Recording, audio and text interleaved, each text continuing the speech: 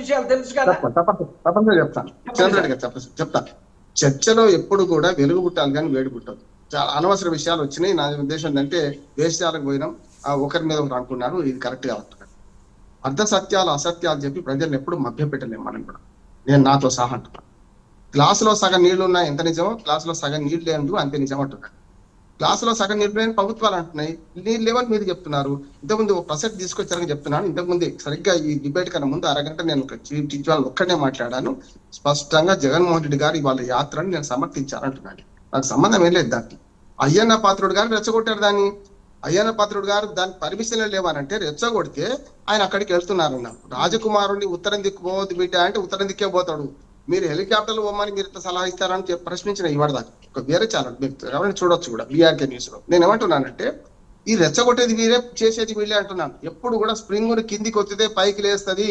ప్రతిపక్షాన్ని నిర్మాణాత్మక ప్రతిపక్షంగా వ్యవహరించండి. మీరు అసెంబ్లీకి పోండి, అసెంబ్లీలో మాట్లాడండి, కానీ స్పీకర్ ఆ మాట అనొద్దు అంటున్నాను. ప్రతిపక్షాలు అంటే వేరు, స్పీకర్ రెచ్చగొట్టడమే కదా. ప్రతిపక్ష నాయకుడు గురించి స్పీకర్ మాట్లాడొద్దు. గతంలో తమ్మినేని సీతారాం అదే చేసిండు. అంతకుముందు చనిపోయిన వారి గురించి మాట్లాడదు. కానీ ముగ్గురు స్పీకర్లు తెలంగాణ ఆంధ్రప్రదేశ్ ఏర్పడ్డప్పటి నుంచి, విభజిత ఆంధ్రప్రదేశ్ ఉన్నప్పటి నుంచి మొదలు మన ఆయన మన కోటేరు శివప్రసాదరావు గారు అది చేసిండ్రు. ఆ తర్వాత తమ్మినేని సీతారాం గారు అదే చేసిండ్రు. ఈయన స్పీకర్ కాకముందే మీ పని పడితే మీ సంగతి ఏందో, స్పీకర్ చెప్తున్నాను సంగతి ఏందో అని విశాఖపట్నంలో మన అధికారులను బెదిరించిండు. నేను స్పష్టంగా చెప్తున్నా, ఆయన మొదలు పెట్టింది. తెలుగుదేశం వాళ్ళకి సంబంధమే లేదు. ఒక రకంగా అయ్యన్న పాత్రుడు గారు అక్కడికి చూద్దాం, అక్కడ పర్మిషన్ లేవంటే పర్మిషన్ లెటర్ తీసుకొని వస్తున్నాడు, చూపెడతాను పోతున్నాడు, పోవాల్సింది అంటున్నాడు. ప్రజలను సమీకరించడం కాకుండా ప్రజల్ని ఎవరు ఆపలేరు, అది జరుగుతుంది అంటున్నాడు. ఏ యాత్ర అయినా ప్రతిపక్ష నాయకుడు స్వేచ్ఛగా తిరిగే హక్కు ఉన్నది, అది పోవచ్చు అంటున్నాడు. కాకపోతే దొమ్మిలు జరగకుండా లేకుంటే గలాట జరగకుండా చూసుకోవాల్సిన బాధ్యత, శాంతి భద్రతలు రక్షించాల్సిన బాధ్యత ప్రభుత్వాలది. నిజంగా చెప్పాలంటే అశోకుడు చెట్లు నాటించను బాగుంది ఎందుకు చెప్పుకుంటున్నాం మనము? ఒకనాడు రాజ్యం బాధ్యత మూడు ప్రజల ధన మాన ప్రాణ రక్షణ చేయడమే. ఆ తర్వాత చేసినవి కనుక ఆయన ఇప్పుడు చెప్పుకుంటున్నాం. మీరు కూడా చేయండి, మంచి ప్రజల మన పొందండి. మా తాతలు నేతలు తాగారు, మా మూతులు భాషను చూడండి, లాభం లేదు. ఇప్పుడు ఏం చేశారు, ప్రజెంట్ ఏం సంగతి అంటున్నారు. మొదటి 5 ఏళ్ళు తెలుగుదేశాన్ని చూశారు, 2వ 5 ఏళ్ళు మిమ్మల్ని చూశారు.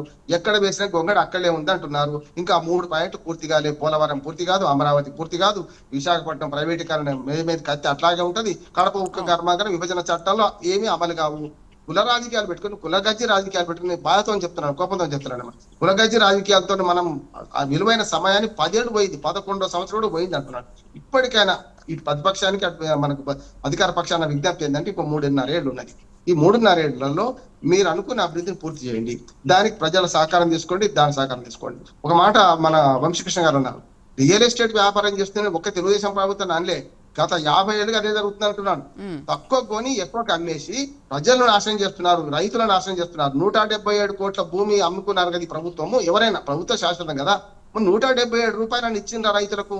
ఇవ్వలే కదా, మోసం చేసినట్టే కదా. అందుకని ఏమంటున్నానంటే 2013 చట్టాన్ని సరిగ్గా ఉపయోగించుకుందాం, ప్రజలకు న్యాయం చేద్దాం. అవసరమైతే 4000 కోట్లు పెట్టడానికి సిద్ధం కావాలి. ఇప్పుడు అంతకుముందు నేను అది చెప్తున్నాను కదా, చిన్నపిల్లడి గారు అన్నదా 5000 కోట్లు పెట్టడానికి ఎందుకు సంశయిస్తున్నారు ప్రైవేట్ మెడికల్ కాలేజీ అంటున్నాడు. 17 అనిత చూపించినట్టే ఉన్నాయా? అనిత గారు చూపించారు, అన్ని మొండి కూడా చూపించారు, పిల్లలు చూపించారు, అట్టే ఉన్నాయా? 7 మెడికల్ కాలేజీ పూర్తి కాలేదా? అంటే కళ్ళెదుటున్న సాక్ష్యాన్ని, కళ్ళెదుటున్న వాస్తవాన్ని ఎందుకు తప్పుదారి పట్టిస్తున్నారు? మీరు తప్పుదారి పెట్టిస్తే ప్రజలు తప్పుదారి పెట్టదు కదా. నా ఊళ్ళో ఏం జరుగుతుంది నాకు తెలుసు కదా, మీకు తెలియకున్నా కూడా. అంటే టీవీ ఛానల్ ద్వారా వీటి ద్వారా మనం గ్రాఫిక్స్ చూపించినా తప్పే, గ్రాఫిక్స్ చూపించిన సందర్భం కూడా చెప్తున్నాను, గ్రాఫిక్స్ తప్పే, ఇటు మెడికల్ కాలేజ్ ఏమి కట్టలేదని కూడా తప్పే. ఇవాళ అందుకని అక్కడ పోతున్నాడు, పర్మిషన్ లెటర్ చూపెడతాడు, వైజాగ్ జరిగింది, పర్మిషన్ ఉన్నది, మీ నియోజకవర్గంలో జరిగిన అభివృద్ధి మీరే కళ్ళకు కానకపోతే ఎట్లా అని అంటున్నాడు. అందుకనే కొంచెం నా ఉద్దేశం ఏంటంటే మాకు నాలాంటి వాళ్ళకి మీరు ఇద్దరు అభినందన సంతోషపడుతున్నారు, కానీ తిట్లు కూడా నాకే పడతాయి. చిన్నపిరెడ్డి గారు తిట్లు కూడా నాకే పడతాయి. ఎందుకంటే సమానంగా 2 చేయబోతే విదుర నీతి ఎవరు పాటించారు, కడిగ నీతిని పాటిస్తారు.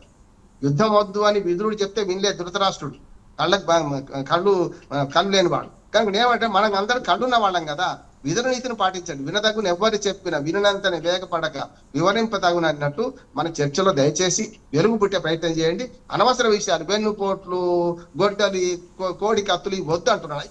మాట్లాడమంటే విసిగిపోయినాం సార్. ఒక మాట శ్రీదేవి గారు, మన చర్చలలో రేటింగ్స్ వస్తాయి కదా, మంచిగా మాట్లాడితే రేటింగ్స్ వస్తున్నాయి, అకాడమిక్ చర్చనే రేటింగ్స్ వస్తున్నాయి. మీలాంటి వాళ్ళతో అందరూ కలిసి మాట్లాడితే నాకు కూడా విజ్ఞానం పెరుగుతుంది సార్, నాకు కూడా కొన్ని విషయాలు తెలుస్తాయి అంటున్నాను. ఇప్పుడు మీరు చెప్పిన 2 విషయాలు నేను పోలేదు అక్కడికి, పోకపోయినా మీరు చెప్పిన విషయాలు అయితే నేను మాట్లాడినాయి కదా. అందుకని నేను ఏమంటున్నాను అంటే దయచేసి చర్చను రచ్చగా మార్చకండి, చర్చను చర్చగా చేసుకుందాం. మీ అందరికీ నేను వినతి చేస్తున్నాను. నేను పెద్దవాడిని, నేను గొప్పవాడిని అని అంటాను. మీ నుంచి నేర్చుకుంటున్నాను నేను అంటున్నాను. రైట్ డిబేట్లో పార్టిసిపేట్ చేసినందుకు వంశీకృష్ణ గారికి, చిన్నప్రెడ్డి గారికి, బండారు రామ్మోహన్ రావు గారికి థ్యాంక్ యూ అండి.